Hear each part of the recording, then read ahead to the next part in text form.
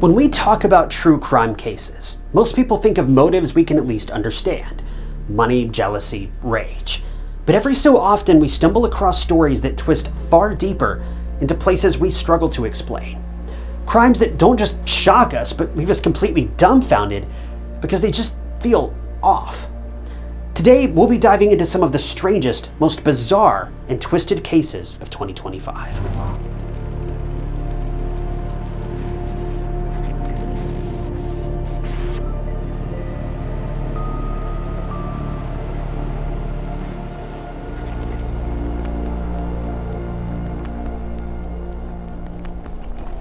On November 13th of 2000, a businessman in the Polish city of Wrocław walked out of his office and seemingly into thin air. He was heading to what should have been an ordinary business meeting, but instead, it would become the beginning of one of the strangest, most disturbing murder cases in Europe's entire history. The man's name was Dariusz Janiszewski. He was a 35-year-old businessman, and it's safe to say that he had those very businessy traits in him: ambition, that thirst for hard work, striving to do better, be better, you get the gist. Dariusz was a loving husband, a son, and a colleague, and even though he ran a successful business, he was careful with money and meticulous with details. In short, he wasn't a reckless spender and was an amazing leader. He ran a small advertising firm, and on that fateful morning, he got a call from someone claiming to be a potential client. They wanted to meet about a new campaign. For Dariusz, this wasn't unusual. He got these calls all day, every day. So it didn't cast any doubt in his mind, and he agreed to the meetup with the client. But little did he know, this would be the last call he ever answered.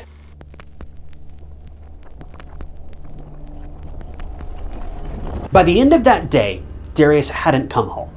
Calls to his phone went unanswered. His wife grew more and more anxious by the second. This was unusual. Dariusz never lost track of time, and as soon as his meetings were done, he'd come home. So when everything hit a wall, Dariusz's wife called the police and reported her husband missing. By now, it was the police's turn to scratch their heads because there was little to go on. No signs of threats, no ransom note, and no sudden withdrawals from his bank account. It was as if he'd been swallowed whole by the earth. Days turned into weeks, and then in early December, nearly a month later, the Oder River gave up its secret, and it was a terrifying one. A fisherman noticed something pale floating near the surface. What appeared to have been a rock or some sort of weird debris turned into something much more sinister. What they pulled from the water was the body of Dariusz Janiszewski. The body had been in the water for weeks, but there were still unmistakable signs of what had been done to him. His hands had been bound behind his back, rope marks scarred his wrists and his neck. A noose-like cord had been tied in a manner that suggested someone with skill and precision. He hadn't just been killed, this man had been to literal hell and tragically couldn't make it back. The medical examiner determined that he'd likely been beaten, starved, and then tossed into that river. A weighted object had been attached to his body to ensure that he stayed hidden below the surface. Someone clearly wanted Dariusz's body to stay down in the murky depths of the river, but that didn't happen. The question now was simple: who would want Dariusz gone, and why?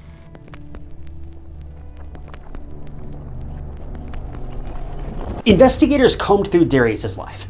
Sure, he was a successful businessman, but he was no billionaire or featured on Forbes or anything. He couldn't be a target for ransom. He wasn't in debt either. He didn't have any ties to organized crime or any shady people. He wasn't the kind of man who even made enemies. He just ran his business and had a quiet home life, and that was pretty much it. So the case went cold. The file sat collecting dust for years. It looked like Dariusz would become just another unsolved murder in Poland, a place where resources were limited and unsolved cases were far too common. But then, something unusual happened. 3 years later, in 2003, a novel appeared in bookstores. It was called Emok, and it was written by a man named Christian Bala. On the surface, it was experimental fiction, dark, cynical, filled with nihilistic philosophy and twisted characters. But in between its pages was a scene that caught someone's attention. The book described a murder. A man was abducted, bound, tormented, then tossed into a river. Even the way the knots were tied mirrored the ones used on Dariusz. At first, it could have been a coincidence, But there was something about the details, something about the precision.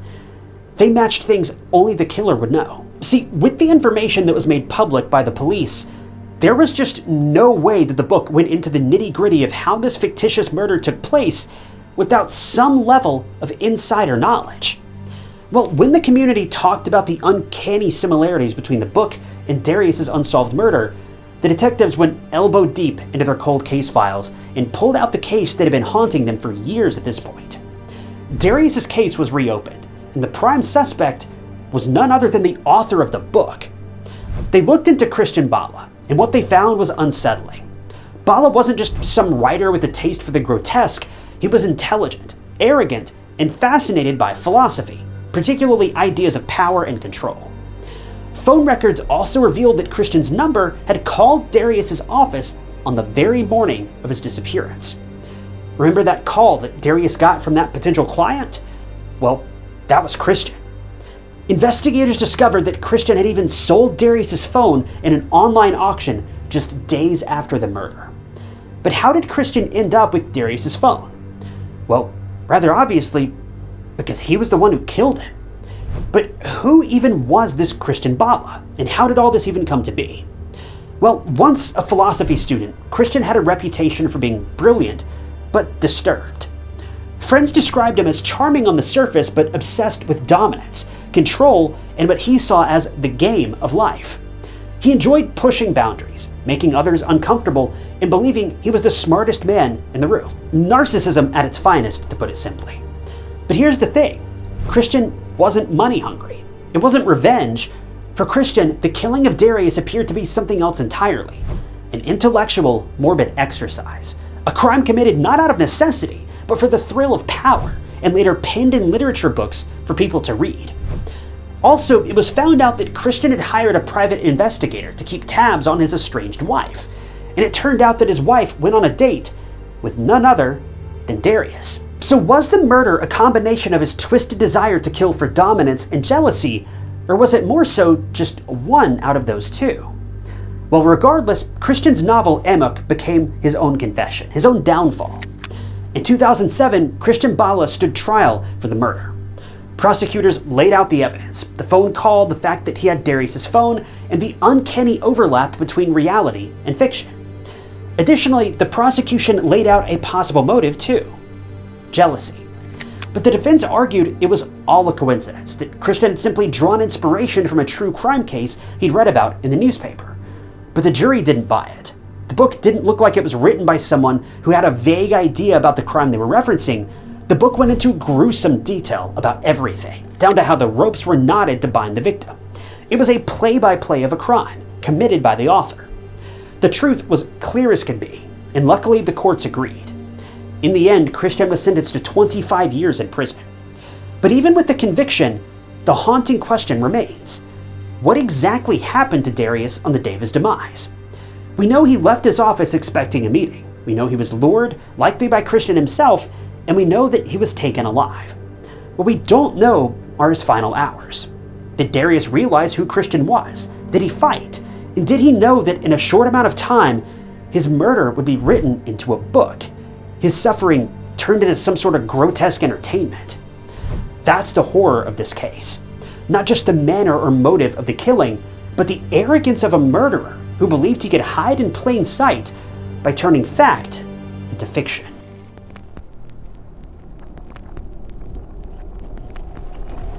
On May 2nd, 2001, on Drummond Avenue, Chevy Chase, Maryland, a 48-year-old woman named Leslie Prier was found in the master bathroom, lifeless and wounded. She worked at an advertising firm, but had failed to show up for work. Leslie was a wife, a daughter, a mother, a gentle and warm presence in her loved ones' lives. So what went down behind closed doors in one of the most affluent neighborhoods in the area? This was the question everyone had on their minds. And this is the story of the murder of Leslie Prier.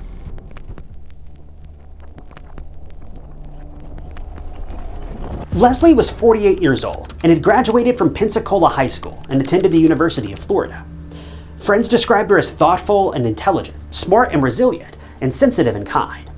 She was married to Carl, or Sandy Prier, and the two had a daughter named Lauren, who was in university at the time. The The family lived in a wealthy area of Washington, D.C., and most of all, it was a safe area. It was quiet, there was no drama, no ruckus, and people mostly went by a routine. Chevy Chase was where people went when they wanted a quiet and secure place to live and raise their kids. But Leslie's life and the community's sense of security would soon be shattered in an instant. On this fateful day, Carl had just stepped out for work a little before 8 a.m., leaving Leslie behind. She was due to clock in at 10 a.m. at her work, but now it was nearing 10:30 and no one saw Leslie at her desk. They didn't receive any calls or messages from her either, and this was unlike her.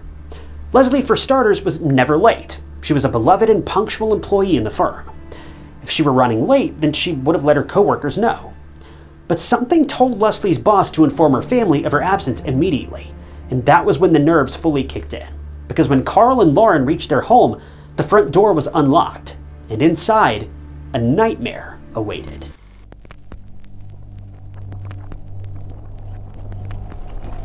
As soon as the door was flung open, Carl and Lauren knew that something was very wrong. Blood was smeared along the hallway, and the house looked like a slaughterhouse. The father and daughter ran out and called 911. They were instructed to wait for the police, and to be frank, these were likely the longest moments of their entire lives. Police arrived shortly after, and in the master bathroom, they found Leslie. But she was not alive. She was in the shower, face down, and surrounding her was a shallow pool of water. Leslie had been murdered. The autopsy revealed very harrowing details. That Leslie didn't trip and fall to her death. Her life was taken by someone's bare hands. She had DNA underneath her fingernails, and the rest of the house also had traces of unidentified male DNA. The community was stunned. How could such a crime happen here, and to someone like Leslie? Investigators quickly realized that this wasn't random. The killer had targeted Leslie, and that meant that someone close to her, perhaps even someone she trusted, was responsible. Detectives combed through her life, but who would want her gone? There were no immediate suspects. Now, her husband Carl was suspected at first, since the only two people at home prior to the murder taking place were him and Leslie. But DNA evidence didn't point any fingers at him, and the police were at a dead end. Leslie wasn't involved in any risky business. She had no enemies, no jealous lovers. The crime scene also looked like it had been cleaned, or at least someone had tried to, but either they left it halfway done or they were simply interrupted. For the next 16 years, Leslie's case remained unsolved. The police had DNA evidence, but it didn't match anyone in the CODIS system. There were no witness reports. There was nothing aside from a few drops of blood left by the murderer. And in the midst of trying to find answers, Leslie's husband Carl also passed away in 2017. He died without ever knowing what happened to his wife or who had done something so brutal to her. Time passed, and even though it was painful for the Prieur family to not have any closure, time was the very thing they needed, because it led to a notable advancement in the field of forensic science: genetic genealogy. To put it simply, without dropping long and hard medical terms, genetic genealogy is just a way of tracking down suspects through DNA found at the crime scene and matching it with the suspect's relatives or family, thus getting them one step closer to the identity of the killer. After all, if you can trace DNA back to the mother and father, and they only had, for example, 2 children, well, you know that the killer must be one of those 2 children. This was a bit of a shot in the dark, but soon enough, investigators would have their answers.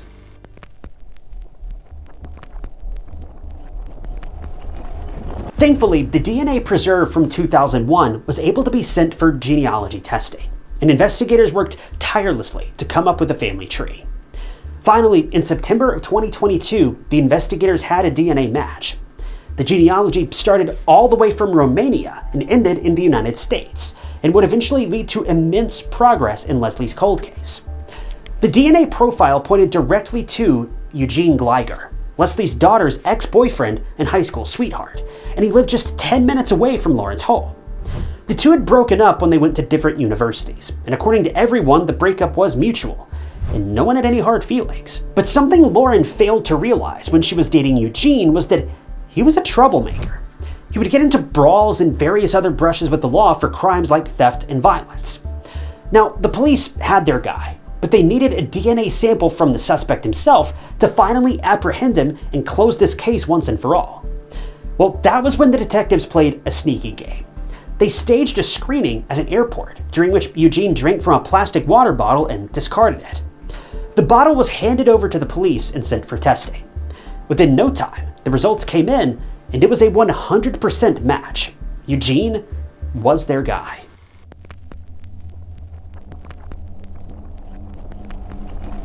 In June of 2024, 23 years after the crime, Eugene was finally arrested. By then, he was living in an apartment in DC, and from the outside, Eugene was an unassuming and quiet guy. But to detectives, he was the monster who had killed a woman whose daughter he dated, and escaped justice for more than 2 decades. He was interrogated, and even though he tried to put up an act of not remembering anything and not committing the crime, he was eventually charged with first-degree murder. He was known to be violent and abusive to his ex-wives, and some people even saw his mask slip, and underneath it was a horrific monster, whose actions were fueled by rage and the intent to hurt. The evidence was also damning. DNA from Leslie's body matched Eugene. He'd lived within walking distance. And finally, the truth was coming into focus. Quite recently, in May of 2025, 45-year-old Eugene Gricar pleaded guilty to second-degree murder, and he explained that he used substances the night before the attack, so his memory's a little fuzzy. But he swore he never planned the attack. He only vaguely remembers a struggle taking place. He doesn't remember murdering Leslie, a woman who always spoke highly of him. Yet the evidence shows that he was coherent and sane enough to try to clean up afterward. I think it's pretty clear that Eugene is lying. I'd be willing to bet he remembers every last moment, every tiny detail of that attack. He just doesn't have the nerve to admit it. But either way, the jury ultimately found him guilty. He was sentenced to 22 years in prison in August of 2025. But the most disturbing part of Leslie's murder isn't just the brutality, it's the proximity. Her killer wasn't a stranger lurking in the shadows. He wasn't an outsider. He was just like family at one point. Someone her family saw every day. For years, Leslie's loved ones, especially her daughter, had to live not knowing that the man responsible walked the same streets, breathed the same air, and lived right next to them. That betrayal lingers like a shadow over this case. For Leslie's family, justice came late, but it came. The DNA evidence that identified Eugene brought closure after decades of torment. Yet the questions remain. Why Leslie? What exactly happened in those final moments to make Eugene snap? The truth may never fully be known.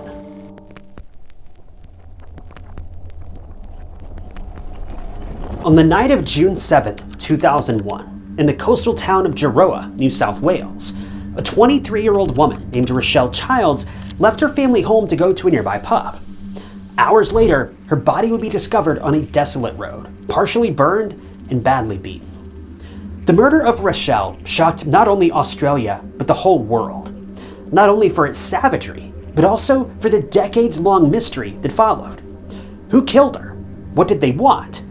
And why were her fingers stolen?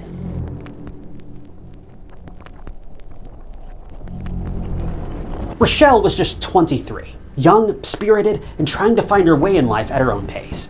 She had a tight-knit family who adored her, friends who described her as fun-loving, and dreams that stretched far beyond her small hometown. But Rachelle also lived with struggles. Like many young people her age, she was still figuring things out, her career, her relationships, and her independence. She sometimes clashed with her parents and sometimes drifted between jobs, but still, she was loved. She was vibrant, and she had everything to live for. On the evening of June 7th, she set out alone to meet someone. No one knew she was about to cross paths with a nightmare. The next morning, a passerby noticed smoke curling up from behind a quiet roadside near Crooked River Road in Jiroa. Investigators were called to the scene, and they were met with horror. There, lying on the ground, was the charred body of a young woman. She'd been doused in accelerant and set on fire. The fire had made it impossible for anyone to recognize the body. To the police, fire was the murderer's way of destroying evidence, to ensure that there was no trace of anything left behind once the flames were snuffed out. But they knew one thing for sure: it was gruesome. When the police managed to extinguish the fire, something very disturbing caught their eye. Her fingertips were gone. Someone had gone out of their way to hide her identity. Well, soon enough, despite the killer's grotesque ways of concealing her identity, this young victim was rather quickly identified. And tragically, she was Rachelle Childs.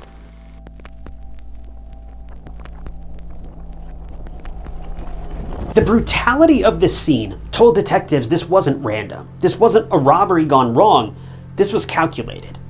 The removal of her fingertips suggested something chilling. The killer didn't want her to be identified.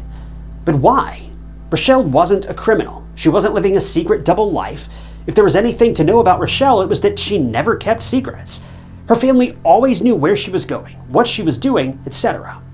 Well, except for that one night that changed everything. Rachelle's family didn't know who she was going to meet at the pub. They also didn't know that this mysterious person would soon claim the life of their beloved daughter. Immediately after identifying Rachelle, detectives began piecing together her final hours. Police started with the obvious: who last saw her alive?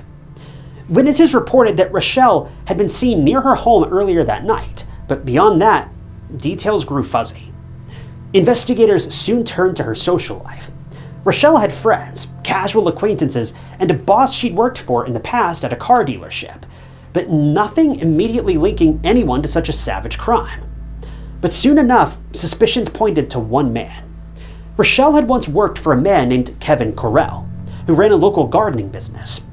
He had a reputation for being controlling, volatile, and prone to outbursts. If that wasn't alarming enough, he also had a criminal record. Some in the community talked about the thick tension between the two, about arguments and money disputes. So could this connection have been the key? Well, with little hard evidence, police couldn't move forward. I mean, everyone has come across difficult bosses at some point in their lives, but does that always lead to foul play? Well, no.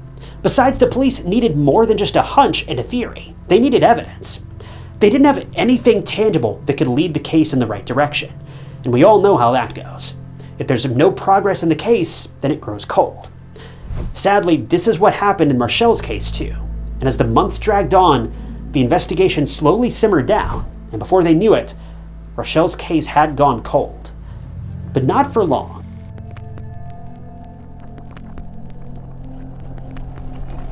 For years, Rachelle's family begged for answers. They held vigils, they spoke to the media, they demanded action. But the investigation stalled. Without forensic breakthroughs, without witnesses coming forward, detectives had little to hold on to. Her mother described the pain as living with a hole in her chest. Every birthday, every anniversary passed with no justice. But then, more than 2 decades later, a chilling development emerged. In 2025, news broke that Kevin Correll, Rachelle's former boss and longtime person of interest in her case, had been found lifeless in a Thailand hotel. According to reports, his passing came just as investigators were reopening the case, armed with new forensic evidence that may have linked him to Rachelle's murder. Doesn't that timing sound eerie and a little too convenient? Almost as if he knew the walls were closing in. But with Kevin's demise, the possibility of a trial vanished. If he was guilty, he had taken his secrets to his grave. If he was innocent, then the killer was still out there. But here's the thing. This man had more than just a little bit of evidence against him. For example, the alibi he gave for the night of Rachelle's murder, it fell through. It was a lie. There were also rumors that he'd been trying to woo Rachelle with the promise of giving her a fancy sports car. He also declined to answer several important questions pertaining to her disappearance. He didn't try to lie or anything, he just refused to answer. But the most damning piece of evidence by far is the fingertip situation. Turns out Kevin had mentioned Rachelle's severed fingertips to at least 3 people. But the kicker is, at that point, police had not made her severed fingertips public knowledge. So how could Kevin have known this?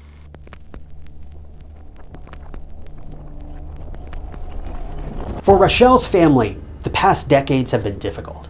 I mean, think about it. Rachelle's case has been cold for almost as long as she was alive. To lose a child is one thing. To lose a child in such a terrible way and then wait 20 years for answers, that's another entirely. Her mother, Susan, has said that she wakes up every day with the same thought. Why? Why Rachelle? Why so brutal? And why no justice? Theirs is a grief frozen in time. The killer didn't get any punishment. He took the easy way out. But Rachelle's family is condemned to a life sentence without their bubbly and bright Rachelle.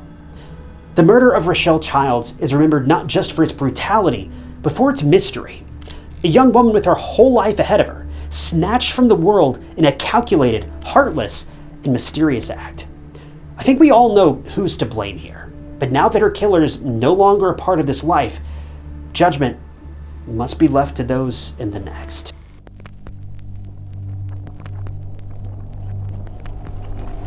On April 18, 2016, in the quiet town of Midlothian, Texas, a fitness instructor named Missy Bevers unlocked the doors of a church before dawn. She was preparing for her early morning boot camp, something she'd done dozens of times before. But this time, unbeknownst to Missy, someone was watching her every move. And worse, they were waiting for the perfect moment to strike.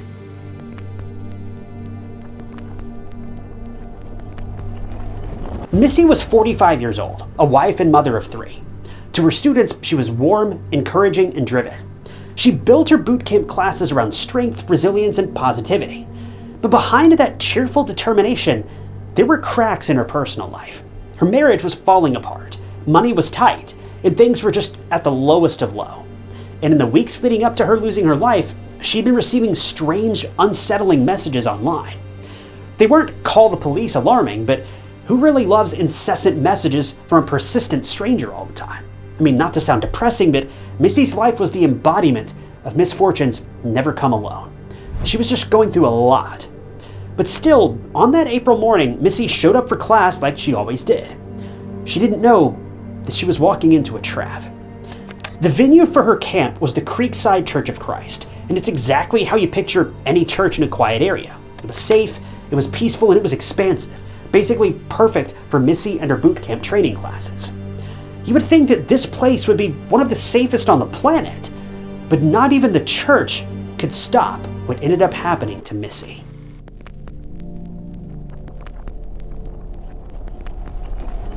At 4:16 a.m., Missy's truck pulled into the parking lot. She walked into the church carrying exercise mats and her usual gear.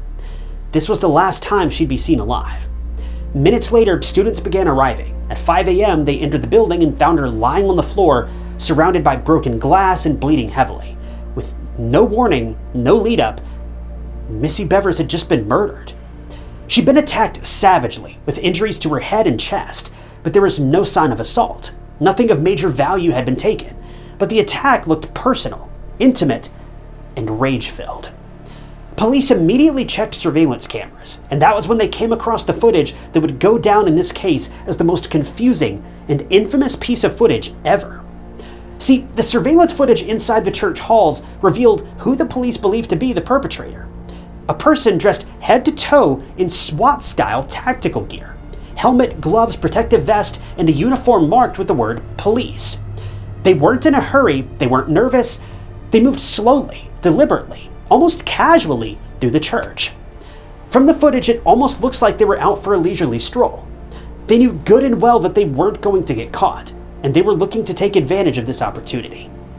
When this person was seen strolling around, it was about 3:50 a.m. At one point, they smashed a glass window with what appeared to be a hammer. At another, they opened doors and peered inside as if they were searching for something. The figure looked like they belonged there, like they had all the time in the world. The intruder had been inside the building for nearly half an hour before Missy ever even arrived, waiting. It was no burglary, it was an ambush. But who was this figure in the tactical gear? Well, the suit looked authentic. SWAT markings, police insignia, even the walk of someone accustomed to using the uniform. But the investigators noticed some inconsistencies. The gear was bulky, almost ill-fitting. The walk seemed a little bit unusual, pigeon-toed and awkward. The person would walk a few steps, then stop as if steadying themselves to resume. And the police theorized that whoever this person was, they may have been having a hard time balancing their weight on their legs. Shockingly, the way the camera was placed and the direction in which the person was walking, it failed to distinguish them. The police didn't even know if the person in question was a man or a woman. At this point, there was only speculation. The FBI also appointed a forensic podiatrist to help them figure out the gender of the person based on the gait. But that also turned out to be inconclusive. This meant that, in essence, police were left with nothing. Nothing other than a masked figure and one incredibly disturbing crime scene.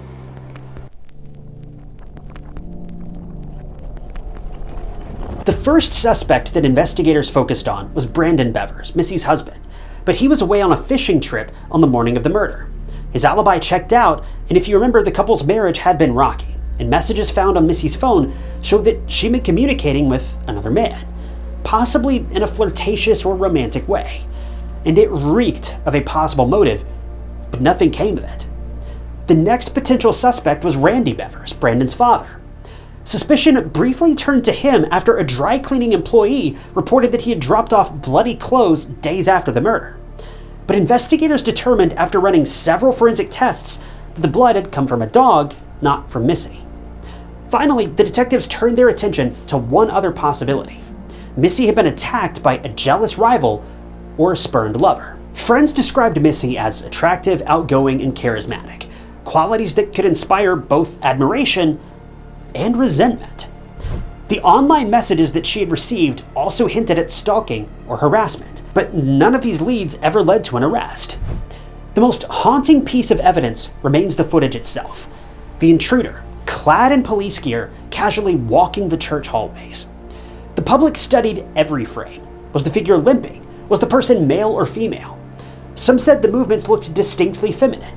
Others pointed to the height, roughly between 5'2" to 5'8", and argued that it fit multiple people in Missy's circle, but no one could say for sure. There have been many leads in the case, and the police went through every last one of them, but as of present, there have been no fruitful outcomes in this very eerie case. Personally, I think there's a good chance that this masked killer is a female.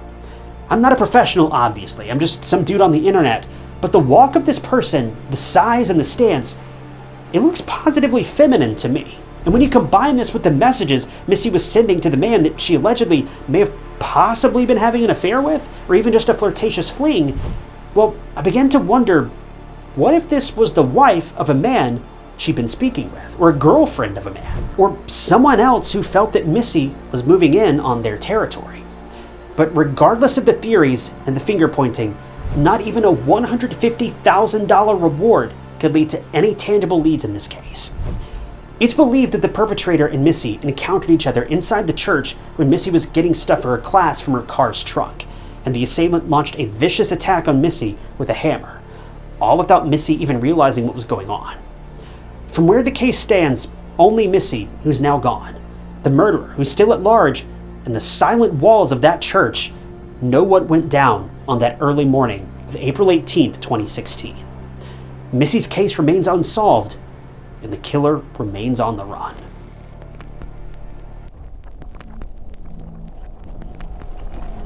The unsolved disappearance of Ray Gricar is one of the most shocking and confusing true crime cases in Pennsylvania history.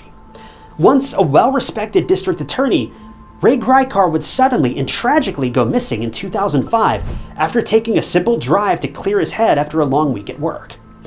The only problem is, Ray would never come back. His laptop was later found at the bottom of a lake, but the hard drive was mysteriously missing, leading many people to believe there was a lot more to Ray than meets the eye.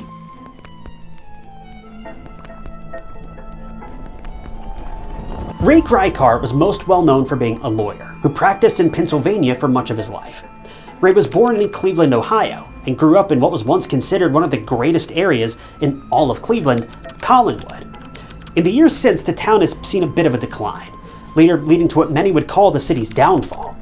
It's now considered a historic region in Cleveland, but it's also known for being a rather crime-ridden, impoverished area these days. Considering Ray grew up during the glory days of this area, he was quite privileged as a teen and a young adult, eventually attending a well-to-do Catholic school in Gates Mills. He later got his law degree from Case Western Reserve University School of Law, and he ultimately worked as a prosecutor for Cuyahoga County, specializing in assault and murder cases. By 1980, Ray had made his way to Pennsylvania to join his wife, who'd recently accepted a job at Penn State University. Now, at the time, Ray and his wife Barbara had a daughter, and since it was hard for both of them to work and look after the house, it was Ray who decided to quit his job and become a stay-at-home dad. This proves that if Ray was anything, he was a great father and a great husband.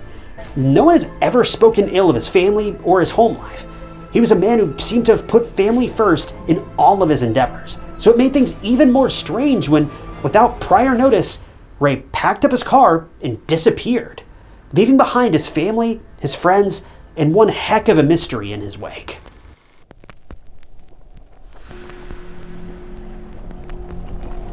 While Ray was enjoying his life at home, raising his children and tending to family matters, his new lifestyle didn't last too long before Ray got an itch to begin working again. He was soon approached by David E. Grime, who worked for the Centre County District Attorney's Office in Pennsylvania. David had heard great things about Ray, so he made him an offer that he couldn't refuse, leading Ray to begin working again, accepting a new position as the Centre County District Attorney. This took place in 1985, when the former district attorney had decided not to run for re-election, paving the way for Ray to swoop in and claim the election by a margin of just 600 votes. When Ray accepted this new position, he only agreed to work part-time, but by 1996, he'd campaigned to begin working full-time, and this request was ultimately granted. The people of Pennsylvania loved Ray, re-electing him in 1989, 1993, 97, and 2001. But it was around 1998 when Ray's relationship with the public took a sour turn. Even though he managed to get re-elected in 2001, his election was stained with controversy. Back in 1998, news began to break about the Penn State assistant football coach, Jerry Sandusky. For any of you that may not be aware, Jerry Sandusky is a name that has now gone down in the trenches in the world of football. While Jerry may have been a great coach in his own right, he had many dark secrets he was hiding behind closed doors. 52 secrets to be precise. Jerry had been putting on a front that he was a family man, an all-around nice guy. But as it would turn out, he'd been accused by countless young boys of, well, he had a thing for them. And by 2011, he was convicted of 52 counts of crimes against minors. He was sentenced to serve between 30 and 60 years in prison. But you might be wondering why and how Ray Gricar is wedged into this mess. Well, as it turns out, Ray had allegedly known about these crimes all the way back in 1998, and Ray was asked to press charges against Jerry, but he refused. According to Ray, there simply wasn't enough evidence against Jerry at that time, so he let the case slide. Now, in the years since, the details of this situation have faded a bit and have largely been lost to time. So I can't say for sure whether or not Ray was in the wrong here. Ray may have been right. There may not have been any evidence at that time. We just don't know. We know the crimes were going on. That much is obvious. But if there isn't enough evidence for a conviction, there's no reason to begin a lawsuit that's guaranteed to fail from the get-go. Thankfully, the evidence against Jerry mounted over the years, and he was finally sent to prison. But for many people, this raised concerns about Ray Gricar's integrity as a lawyer. Some people even believe this may have been what led to Ray's eventual disappearance. Maybe it was vengeance by the parents of one of the victims. Some believe that Ray didn't disappear of his own accord, but they believe he was murdered.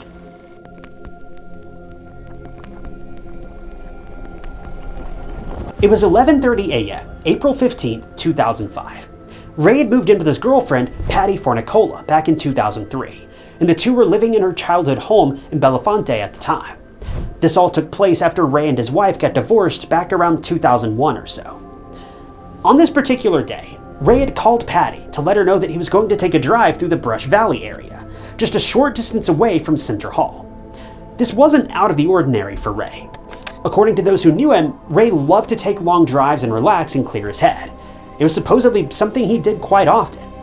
But on this particular day, Ray's drive would take him much further than he anticipated, and he would never make it home. Ray was expected to be home by dinner later that evening, but he never made it back. Patty waited and waited for him to return or at least call, but she never heard from him.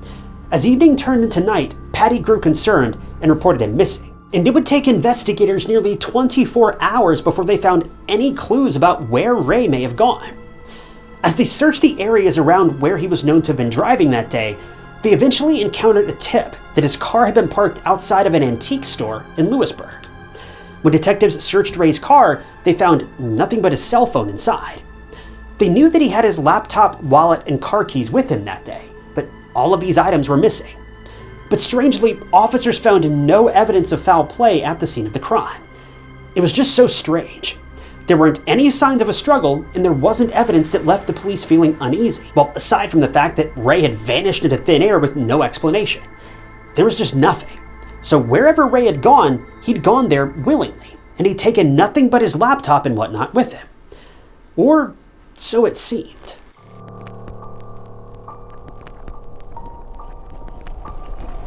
Police, as well as his family and friends, noticed that the scene of the crime seemed a bit familiar. It didn't take them long to realize that the circumstances in which Ray's car was found stirred up some very painful memories of the past. They had to do with Ray's brother, Roy, who had taken his own life back in 1996, with Roy's car being found in almost the exact same situation. Ray's brother had left one day in May of '96 to allegedly go purchase a few bags of mulch, but he never made it home. And a few days later, his car was found after it was abandoned in Dayton, Ohio, near the Great Miami River. Roy had reportedly taken his own life by jumping off of a bridge into the lake after suffering from depression for years, which is devastating. Ray's car had been parked very close to the Susquehanna River, so police naturally suspected that Ray may have ended up taking his own life as well, and this led them to conduct a very thorough search of the river, but they found no sign of Ray or any of his belongings. Police later brought in sniffer dogs and had them search the area near Ray's car, and they found something truly bizarre. They claimed that the behavior of the sniffer dogs led them to believe that Ray had been meeting up with someone that day and may have left the place where the car was found in another vehicle. So did Ray go somewhere with someone else? The police were literally stumped, so the Pennsylvania PD asked the FBI to step in. The FBI then gained access to Ray's bank accounts, credit card statements, cell phone records, and every other aspect of his personal life. Ultimately, they found no clues or anything that seemed suspicious. Ray was in a good financial situation, his life was completely in order, and he planned on retiring later that year.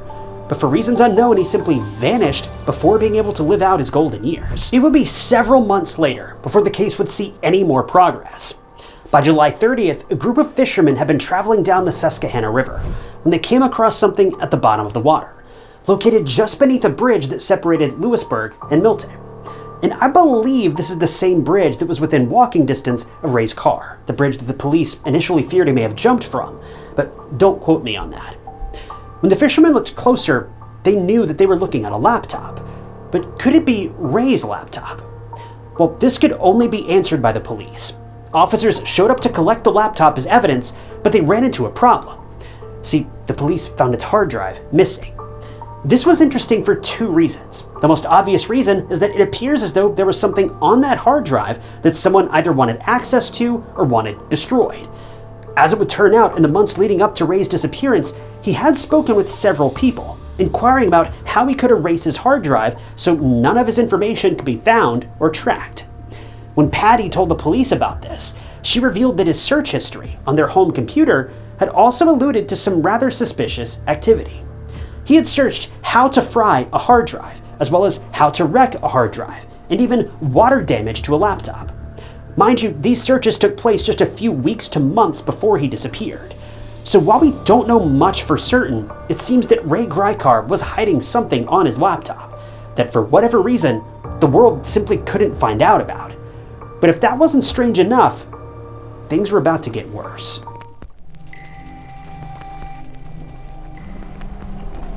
As police continued looking through his search history, they found that he'd visited the MapQuest website and had searched driving directions for getting from Bellefonte to Lewisburg.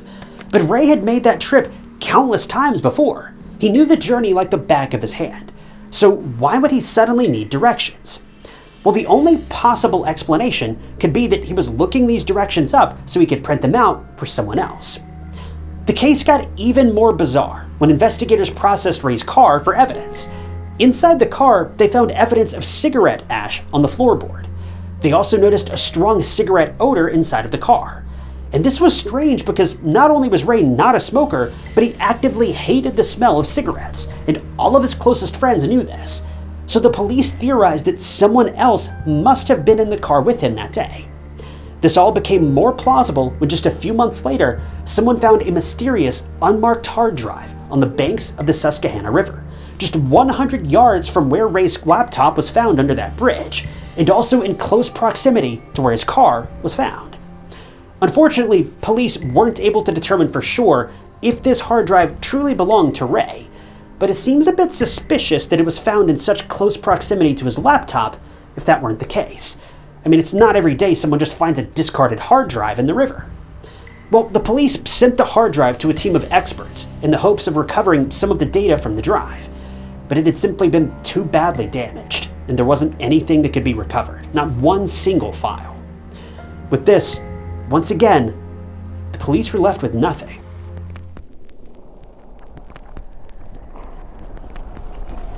No one knew what to make of Ray's disappearance. There were no signs of foul play ever uncovered, nor was there any indication that Ray had wanted to start a new life.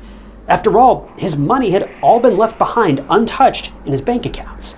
He'd made no plans to go anywhere other than to visit Lewisburg that day, and it seemed strange that if he wanted to vanish and leave no trace behind, he'd call his girlfriend and tell her about his upcoming journey.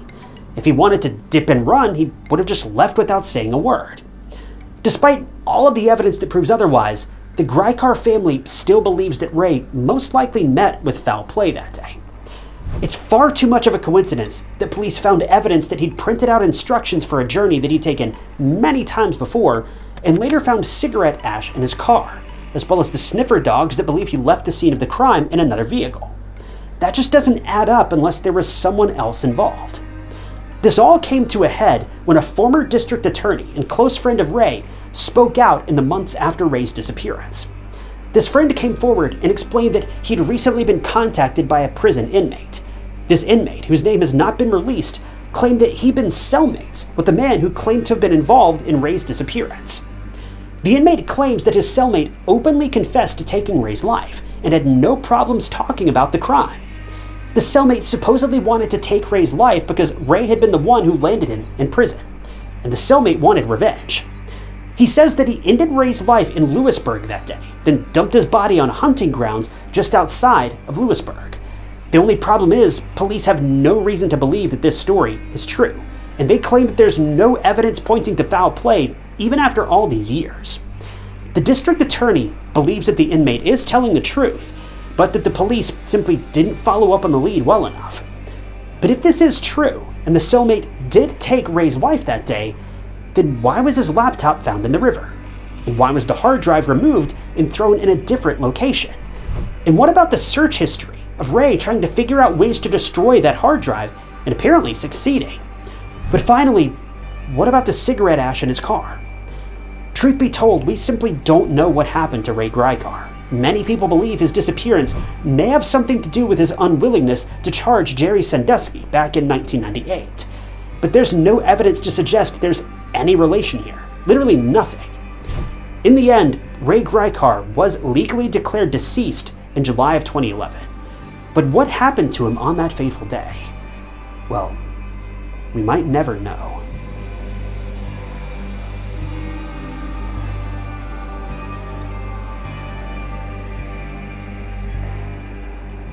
Thank you guys for tuning in to another episode of True Crime Stories. I wanted to give a special thank you to a couple channel members, including Eric Robertson and Kirk Ingersoll.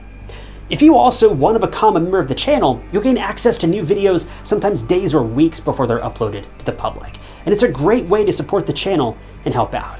And I really appreciate all of you that have decided to do that. If you want to join, you can click that big join button below the video, or find a link down in the description. And don't forget, the new True Crime Stories It's Never a Mannequin t-shirt is also available down at the link below. Every purchase helps support the channel, and you get a really cool shirt in return. But as always, if you enjoyed this video, check out this other interesting case I covered. And don't forget to subscribe. It's totally free. It just keeps you up to date with all my future videos. But my name is Ty Knotts, and I'll catch you guys in the next one.